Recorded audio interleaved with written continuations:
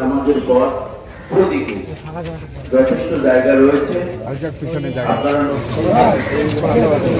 আজকে এই মরহুমের রুহের মাগফিরাত কল্পে আমাদের সকলের উদ্দেশ্যে কথা বলছেন আমাদের সকলের প্রিয় মানুষ, বিএনপির জাতীয় নির্বাহী কমিটির সাংগঠনিক সম্পাদক, জেলা বিএনপির সভাপতি, এই এলাকার সকলের প্রিয় মানুষ অধ্যক্ষ আসাদুল হাবিবুল্লাহ মহোদয়। বিসমিল্লাহির রহমানির রহিম। উপস্থিত সম্মানিত মুসল্লিবৃন্দ, আসসালামু আলাইকুম।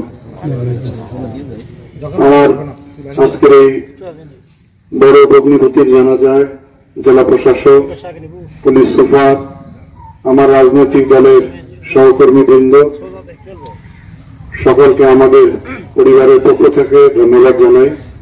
তারা আমাদের পরিবারের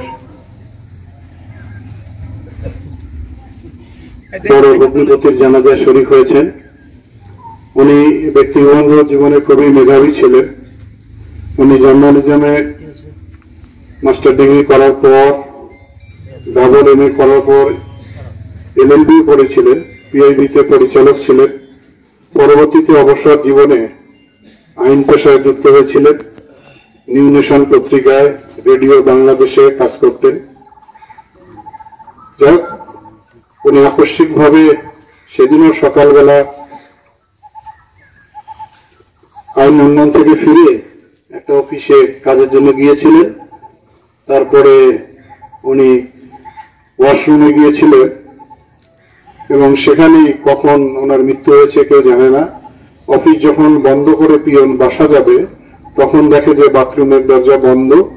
তারপরে সেখানে বাথরুমের দরজা ভেঙে পরে দেখেন যে ওখানেই উনি মৃত্যুবরণ করেছেন। আমাদের 11 ভাই বোনদের মধ্যে আমার সবচেয়ে হলো বড় বোন, তার স্বামী হচ্ছেন কাজী শফিকুর রহমান। আজকের এই বিশেষ বিদায় সবাই প্রাণ খুলে দোয়া করেন, আল্লাহ যেন তাকে মাফ করে, কবরস্থান মাফ করে, জান্নাতুল ফেরদৌস দান করে। সবাইকে আমাদের পরিবারের পক্ষ থেকে অশেষ ধন্যবাদ।